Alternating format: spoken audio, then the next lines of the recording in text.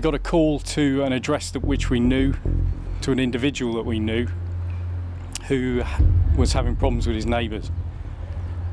This particular incident, he had threatened his neighbour with a hammer. So we were dispatched, and when we got there we spoke to the reporting person, and he told us that the guy in question was still in his flat. He'd returned to his flat, and we obviously had to go in and speak to him and attempt to arrest him. Knocked on the door and there was no reply. After a while he came to the door. He came out, he's quite reasonable. We explained why we were there, that we needed to have words with him, and he was going to be arrested for the incident with the hammer. And he said, come in and we'll talk about it. And he held the door open. And I waited for John to come up behind me, and then I stepped through the threshold. And as I got through the threshold, just as I ended the door swing, he then slammed the door shut. And I managed to get my left foot into the door to prevent that being slammed shut, and to prevent my colleague from being in the address alone. I grabbed hold of his shoulders to try and pull him off the door, and the minute I touched him, he just dropped down to the floor.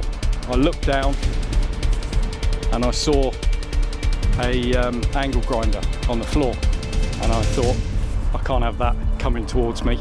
So I went down to meet him, and he just looked up at me and swung the angle grinder up towards my face and neck. And I managed to just get my arm up, and he just glanced across my arm here, cutting all my ligaments and tendons.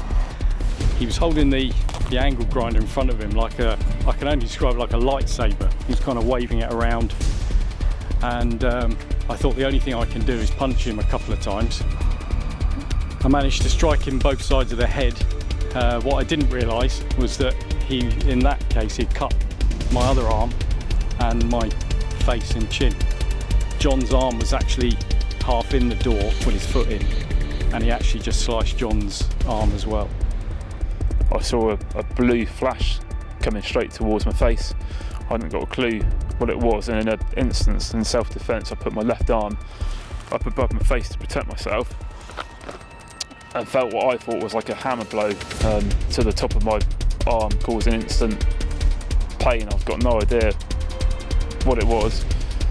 From then on, my memory's quite blurred at this stage. And now he had what I thought at the time was a sander, a flat-fronted sander. Actually turned out to be a circular saw with the guard held back. Both of these machines were on extension leads. They covered the whole house. He'd set the whole house up, so he could get us at any point. I thought, well, my instant reaction was, I'm going to get killed by the builder. And that's not a good way to go. And I just remember seeing the angle grinder come down at a long arc, and I squeezed myself against the wall to avoid it, and it hit me in the body armour. When we arrived at the location, there was our colleague John, who was on the floor outside the flat with a serious bleed to his arm, an arterial bleed. So I asked, where's Ryan? And was told he was still in the flat. So I made my way into the flat, calling for Ryan. I had my taser drawn, and he came running out of a side room with a male chasing him.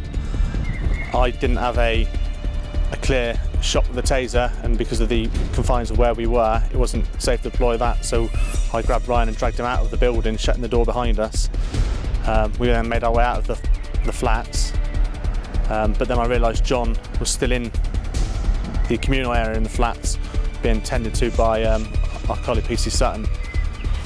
And there was blood everywhere, and it was just coming out at a rate of knots. I knew I didn't have the strength to be able to pick John up, so I then said to John, I'm shoving you under the stairs, because there was a gap underneath this stairwell. And I'm also then saying to him, John, shush. And I could hear this tool with the noise going.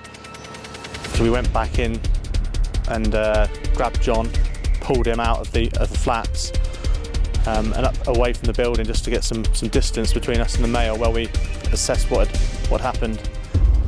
And I saw John, and I was very, very concerned about whether he was going to make it or not. He looked absolutely awful. I mean, he don't look good at the best of times, but that particular time he looked awful. It was something out of a horror film. And it will stay with me forever.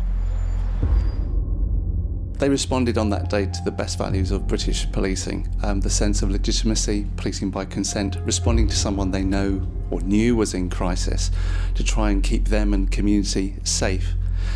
And having responded to be sustained to the vicious attacks that they were still mindful of the perpetrator and their needs. But as it became more of an attack on them, that sense of family and camaraderie came together in extreme acts of courage and bravery. Quite literally, to lay one's life on the line for the public and for one's colleagues is what makes British policing the best in the world.